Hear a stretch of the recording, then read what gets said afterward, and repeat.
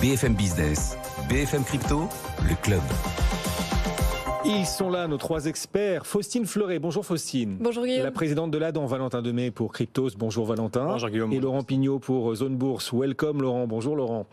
On est ravis de vous retrouver également. Début d'année Laurent 2023 qui d'ailleurs redonne une bouffée d'air et d'optimisme aux crypto-investisseurs. Ce Bitcoin qui affiche une hausse de plus de 20% maintenant depuis le début du mois de janvier. Est-ce qu'on peut penser que le rebond pourrait se poursuivre ? Et oui, on respire enfin sur le Bitcoin après avoir été en apnée depuis de nombreux mois. Ça y est, le Bitcoin fait son meilleur début d'année depuis 2015 en affichant une hausse de plus de 29% désormais sur ces premiers jours de l'année 2023 et en revenant proche des 21 500 $ actuellement. Alors oui, ça fait du bien, mais est-on réellement sorti d'affaire d'un point de vue technique sur le Bitcoin ? Eh bien déjà, le Bitcoin a rattrapé ce fameux seuil psychologique important qui était très surveillé par les investisseurs. C'était cette fameuse zone des 20 000 $. Et bien que cet excellent début d'année n'est face que la baisse finalement provoquée par les répercussions causées par la chute de FTX en novembre dernier, eh bien elle fait du bien au moral des crypto-investisseurs et refait gagner un petit peu d'optimisme aux acteurs du marché. Il faut tout de même remonter en 2021 pour retrouver une performance hebdomadaire similaire à celle qu'on a connue la semaine dernière. En revanche, si on regarde de plus près les comportements des investisseurs sur le réseau, on remarque que la tendance à la conservation domine encore largement l'argent frais injecté à court terme, c'est-à-dire que les bitcoins qui ont été acquis dans les 30 derniers jours représentent seulement 6% de tous les bitcoins en circulation. Et en fait, c'est les mêmes pourcentages qu'on retrouvait dans les creux absolus de marché baissier en 2015 et en 2019. Et bien naturellement, pour que le rebond se poursuive, il faudra qu'on observe une hausse de cette catégorie pour soutenir le cours durablement. Donc à mon sens, d'un point de vue technique, il va falloir maintenant que le Bitcoin dépasse les 25 000 $ dans un premier temps, mais le point d'inversion définitif de la spirale baissière est à mon sens de retrouver les 30 000 $. C'est une zone qui représente les plus bas annuels de 2021 et la zone du crash du Bitcoin en 2022 lorsqu'il a chuté de 10 000 $ en l'espace de 5 jours. Et puis bon, il faut bien avoir en tête que ce n'est pas plus mal si le Bitcoin met du temps à se reconstruire et met du temps à recasser ces fameuses zones importantes, car si on monte trop fort, on peut aussi aller dans l'autre sens très vite, avoir un contre-pied très important. Et d'ailleurs, si on regarde les précédents marchés baissiers, ils ont duré plusieurs mois avant de retrouver un vrai marché haussier. Donc voilà, nous pourrions rester longtemps en dessous des 30 000 $ pour inverser justement cette tendance. Un petit mot rapide sur l'Ether, en phase en cycle haussier. Alors on verra encore une fois si on entre dans un nouveau cycle haussier ou pas pour le Bitcoin, on reste très prudent. Mais en cycle haussier, l'Ether a tendance à surperformer le Bitcoin. Est-ce que vous sentez que c'est parti pour se matérialiser à nouveau ? Eh bien, plus de 33% pour l'Ether depuis le début de l'année, Guillaume. Alors là aussi, la seconde crypto-monnaie du marché connaît une explosion. Alors pour lui, la zone cruciale se trouve entre 1 700 et 1 800 $. Les plus bas annuels de 2021 et là aussi, le crash qui a enclenché une baisse l'amenant en dessous des 900 $ l'été dernier. Un refranchissement de cette zone donnerait un signal majeur sur l'Ether. Mais attention, comme d'habitude, le Bitcoin mène d'une main de maître ce marché. Donc voilà, si l'Ether dépasse ce seuil, c'est bien le Bitcoin qu'il faut regarder d'un œil pour voir si justement l'Ether peut continuer à progresser. Donc vigilance à court terme en gardant un œil sur le Bitcoin. Merci beaucoup de nous avoir accompagnés cet après-midi. Laurent Pignot depuis Zone Bourse. On regarde toujours les seuils techniques. Évidemment, les seuils techniques évoqués ne constituent pas des recommandations d'investissement. L'avenir des cryptos. Cette question qu'on voulait vous poser d'ailleurs, Valentin, certains acteurs de marché nous disent les cryptos attirent beaucoup les jeunes parce qu'on a une crise immobilière et que les jeunes ont aujourd'hui du mal à accéder à l'immobilier, à devenir propriétaires, à pouvoir acheter un logement. Et que l'argent qu'ils n'ont pas pour acheter leur logement, ils peuvent en revanche utiliser pour investir dans des actifs spéculatifs comme les cryptos. Est-ce qu'on peut faire ce lien entre la crise immobilière, qu'elle soit aux États-Unis où elle est réelle ou ici en Europe, le lien entre cette crise immobilière et l'attrait des cryptos auprès des jeunes générations ? C'est vrai que si je regarde un petit peu autour de mes proches, l'accès au prêt immobilier est un petit peu complexe. Donc de ce point de vue-là, on ne va pas aller emprunter de l'argent pour faire de l'investissement en bourse, en crypto ou autre. Mais comme ils n'ont pas l'accès à ces prêts généralement ou avec difficulté, mais qu'ils ont quand même l'équivalent de l'apport pour se positionner sur des nouvelles investir cette somme, ils se dirigent parfois vers les crypto-monnaies. Parce que ça reste quand même, dans notre génération, un actif qu'on, mine de rien, connaît plus que les actions. Peut-être parce qu'il y a moins de calculs à faire avec les bénéfices d'une entreprise ou ce genre de choses pour voir les ratios de logique ou ce genre de choses. Vous voulez dire qu'il y a moins de fondamentaux derrière, non, c'est il y en a bien plus, Guillaume, attention. Mais elles sont moins complexes à comprendre. Il y a moins de maths à faire avec le REX et ce genre de choses. Donc ouais, ça attire et je pense que l'équivalent de ce que pourrait être l'apport va dans cette classe d'actifs et ça intéresse beaucoup les jeunes. C'est vrai qu'il y a un rapport assez évident. Et d'ailleurs, ce lien lien entre immobilier et l'univers crypto. Alors on voit le monde bancaire s'intéresser lui-même de plus en plus aux solutions Web3 et à la finance décentralisée. Vous avez trouvé ce choix de la Société Générale. La Société Générale fait sa toute première transaction, ça y est, en DeFi, en finance décentralisée. Oui, à travers son bras armé Forge, la Société Générale Forge, très intéressant. Ça fait déjà quelques mois qu'ils se sont intéressés à ce milieu-là à travers le protocole de finance décentralisée MakerDAO qui émet, rappelez-vous Guillaume, on en parle souvent, le DAI, le stablecoin qui suit le prix du dollar et qui est décentralisé. Ça veut dire qu'il n'y a pas une entité qui a un vrai dollar en compte en banque pour en émettre un équivalent sur la blockchain, contrairement à Circle avec son USDC ou Tether avec l'USDT. C'est décentralisé, c'est surcollatéralisé. MakerDAO, c'est environ 6 milliards de DAI émis sur les blockchains. Donc c'est assez important. Et effectivement, c'est deux mondes qui pouvaient s'entrechoquer à une époque qui se chahutaient, la finance traditionnelle, la finance décentralisée, qui va remplacer l'autre, qui va être régulée trop pour empêcher cette augmentation. Eh bien, on voit que finalement, c'est plutôt un mariage entre les deux. Et en incarnation, c'est la Société Générale Forge qui porte le plus cette incarnation en ayant justement contracté un prêt dans la finance décentralisée de 30 millions de dollars en stablecoin. Qu'est-ce qu'il y a en contrepartie? Non pas 50 ou 60 millions de dollars comme ça pourrait l'être pour des particuliers quand on fait des emprunts dans la DeFi qui sont surcollatéralisés. Là, c'est avec de l'immobilier tokenisé sur la blockchain Ethereum, donc pour une valeur de 30 à 40 millions de dollars. Attendez, on répète, la Société Générale se lance dans la finance décentralisée pour un emprunt sur de l'immobilier tokenisé. Ils ont déposé en collatéral effectivement un OHF d'équivalent donc de 30 millions de dollars adossé à de l'immobilier en France et bénéficiant d'un classement AAA, donc 30 ou 40 millions de dollars. Ils l'avaient déposé en juillet, ce collatéral. Et là, donc, depuis quelques jours, avec ce collatéral de 30 ou 40, d'environ 30 millions de dollars d'immobilier, ils ont emprunté 7 millions de DAI. Donc c'est la première vraie opération. Un collatéral de 30, 35 millions, 40 millions en immobilier et 7 millions d'emprunts en face pour faire des opérations dans la finance décentralisée. Ça vraiment, c'est très intéressant, très important comme pari. En même temps, ça fait un peu peur à l'écosystème de la crypto qui se dit que, mine de, maintenant, une partie du DAI est collatéralisée par de l'immobilier.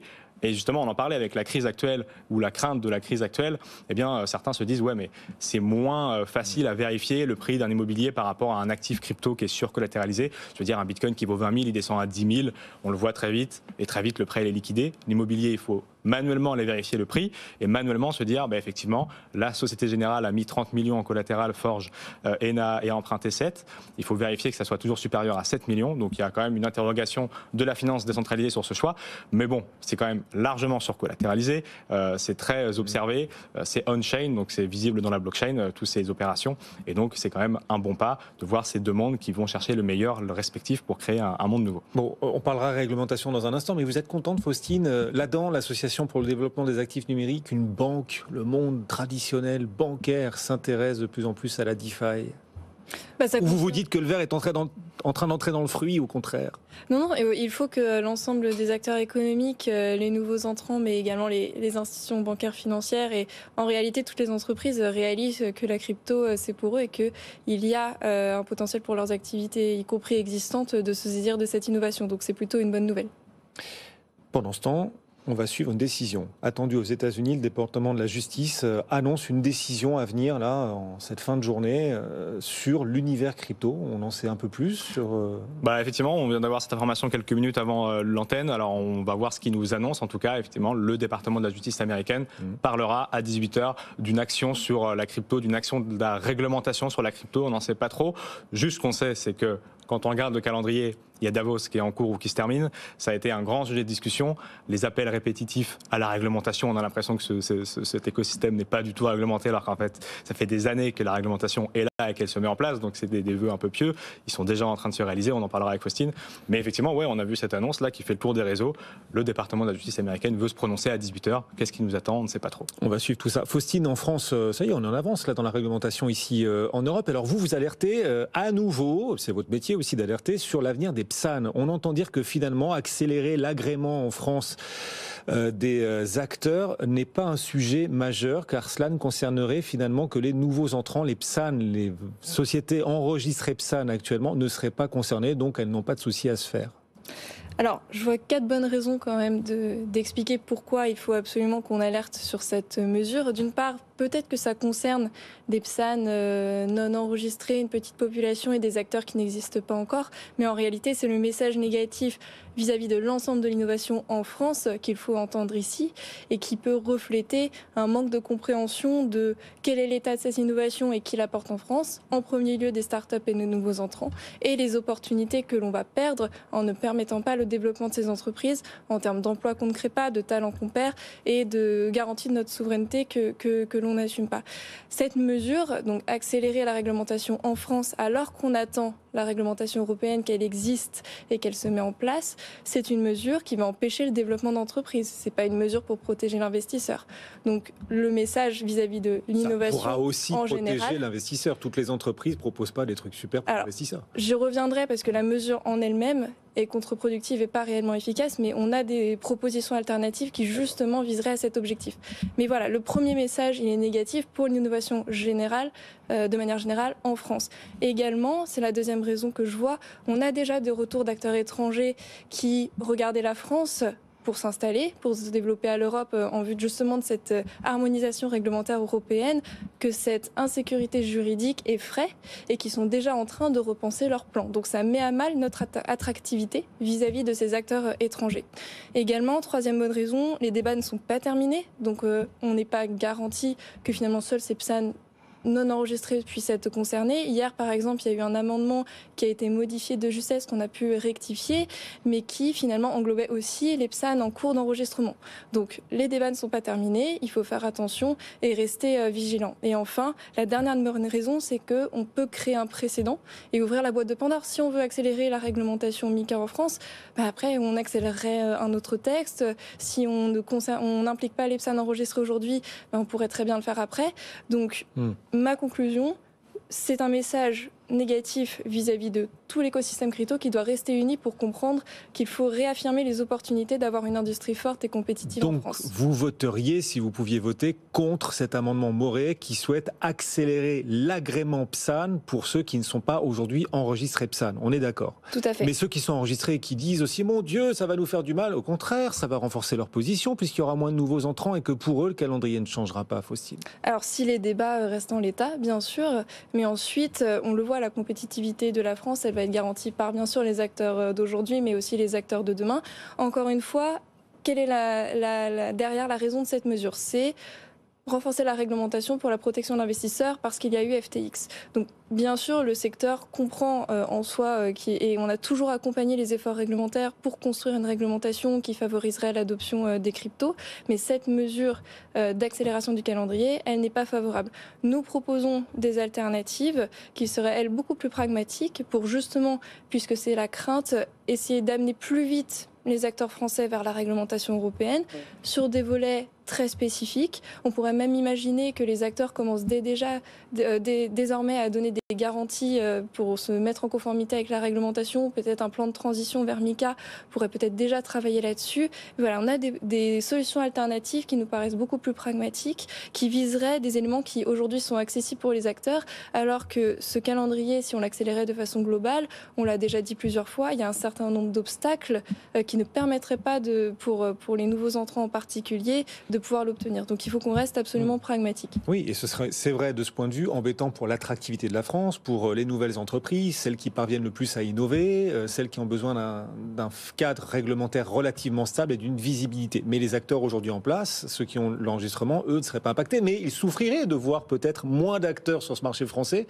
et d'évoluer eux-mêmes sur un marché moins attractif comparé au marché des voisins. Quels sont les prochaines étapes, justement, on le disait, il s'agit d'un amendement qui doit être voté, il n'est pas encore voté, c'est aussi pour cela que vous alertez sur ce plateau, pour essayer de peut-être pousser certains parlementaires à changer d'opinion, changer de point de vue, peut-être ne pas voter cet amendement. Quel est le calendrier pour ceux qui nous suivent et qui s'inquiètent et qui croient dans ce que vous nous dites, à savoir que cet amendement va faire du mal à l'écosystème ? Alors, il y a eu déjà des développements hier en commission des finances de l'Assemblée nationale où la proposition du sénateur Moret, qui est donc maintenant inscrit dans le projet de loi, a été discutée. La prochaine échéance, c'est mardi prochain où l'Assemblée nationale va délibérer en plénière. Et donc, j'appelle vivement les députés à ouvrir le débat sur cette solution alternative que nous proposons, qui est porter le secteur comme beaucoup plus accessible et finalement qui atteindrait les objectifs de meilleure protection de l'investisseur dans l'intervalle de la mise en place de MiCA.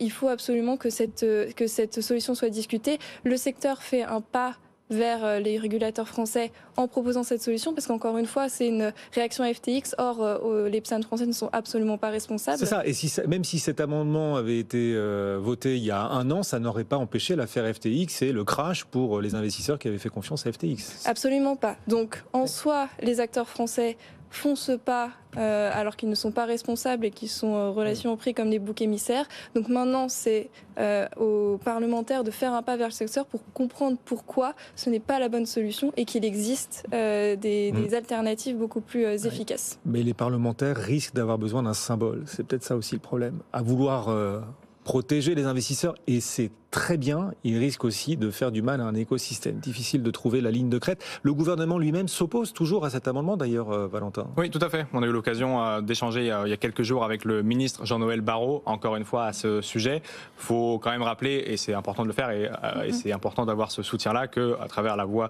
de Jean-Noël Barrot, le gouvernement est contre l'accélération du calendrier, contre le vote de cet amendement obligatoire pour les entreprises non enregistrées pour octobre ou janvier. C'est les discussions actuelles.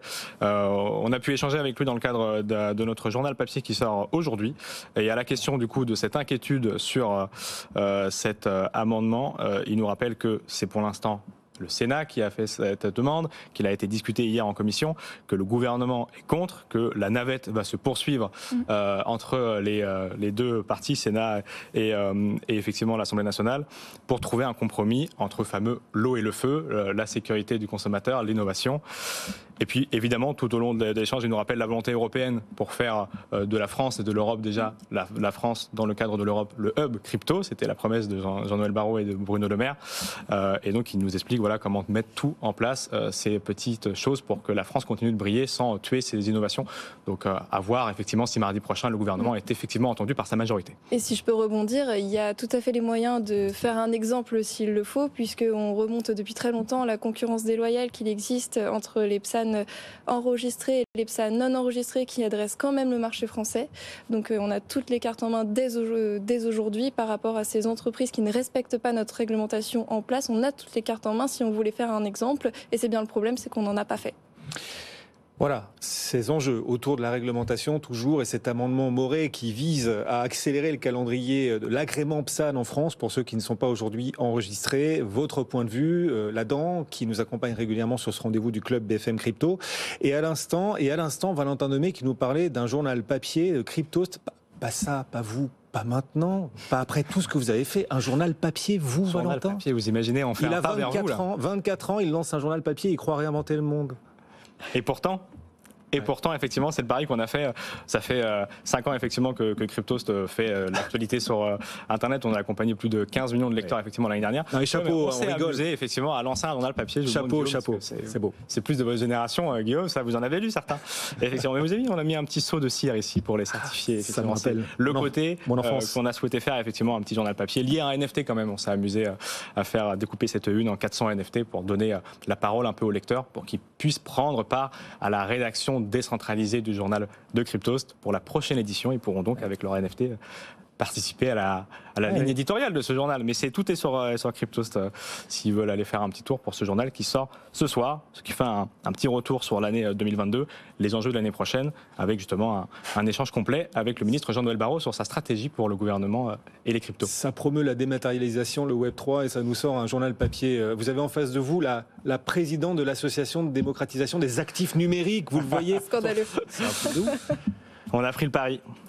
Mais c'est pour aller justement chercher toutes les personnes. C'est pas parce qu'on est. Il y a la fracture numérique aussi, Guillaume, qu'on essaie de résoudre. Ah, c'est vrai. Tiens, certains pays, on va continuer de parler de développement de cet écosystème et des technologies. Certains pays, plus ou moins sympathiques, s'intéressent aussi aux cryptos avec une vision intéressante en l'occurrence. Alors, on parle de l'Iran et de la Russie pour dire les choses. Mais ce qui chatouille encore plus, c'est que l'Iran et la Russie, Valentin, veulent créer un stablecoin commun, première info, et un stablecoin commun adossé à l'or. fait demi-tour sur tout là. On a créé un Bitcoin décentralisé pour être l'or numérique. On veut retourner à l'or. On sort un journal papier. Mais que se passe-t-il? C'est dans les vieux pots qu'on fait les meilleurs sous, Valentin. À force de passer sur BFM et d'entendre les actions, on finit par se rappeler du monde d'avant et d'en prendre effectivement les meilleurs aspects. Un peu comme la Société Générale Forge dans la DeFi. Effectivement, c'est une annonce qui est de la Banque centrale d'Iran qui a communiqué sur le projet il y a quelques jours pour présenter un token adossé au prix, à l'or pour 2 raisons. Déjà, c'est un petit peu dans la mouvance des monnaies numériques de banque centrale. On en a parlé hier. C'est ces fameuses devises nationales ou étatiques qui vont arriver sur la blockchain, programmables ou non, mais qui doivent donner un peu le côté numérique à ces monnaies parfois un peu désuètes ou en danger face aux innovations technologiques. Là, puisqu'on est sur des pays qui sont sous sanctions économiques internationales, ils ont déjà des difficultés avec leurs devises, mais ils s'intéressent quand même au monde de la crypto-monnaie. Donc, puisque quand même Bitcoin, c'est pas quelque chose qui est contrôlé par un État, puisqu'il est contrôlé par personne, et qui ne se sont pas encore statués sur la réglementation dans leur pays, eh bien, ils souhaitent réfléchir, ils réfléchissent d'ailleurs, sur la question d'un stablecoin, donc qui suivra le prix de l'or en l'occurrence. 2 avantages. Déjà, si leur monnaie est dévaluée sous le coup des sanctions économiques, c'est moins grave. Et la deuxième chose, c'est que l'interopérabilité de ces monnaies permettra de faire des paiements transfrontaliers. C'est ce qui les intéresse beaucoup. Donc on voit un peu cette double lecture. Les crypto-monnaies, on ne sait pas trop comment y aller, c'est intéressant parce que la technologie sous-jacente l'est, et l'or aussi, donc on va peut-être coupler les deux. C'est en discussion chez ces 2 pays aujourd'hui. Et ça existe déjà, les stablecoins adossés à l'or, mais pas gérés par un échelle. pays. Ça risque de nourrir l'idée que certains se font des stablecoins, chevaux de Troie du dollar pour certains, et peut-être chevaux de Troie de l'or pour ceux-là. C'est c'est exactement une guerre économique avec les MNBC qui les regardent au-dessus pour voir un peu qu'est-ce qui se passe. Le vieux monde n'a pas dit son dernier mot. Le verre entre dans ce fruit du Web 3. Intéressant. Qui est le fruit et qui est le verre? C'est ça. Qui est le verre de qui et qui est le fruit? C'est intéressant. L'œuf et la poule. Merci à tous les deux de nous avoir accompagnés en direct. Faustine Fleuret, la présidente de l'ADAN, régulièrement à nos côtés. Valentin Demey pour Cryptost et donc un journal papier Cryptost à découvrir. Laurent Pignot nous accompagnait aussi pour Zone Bourse.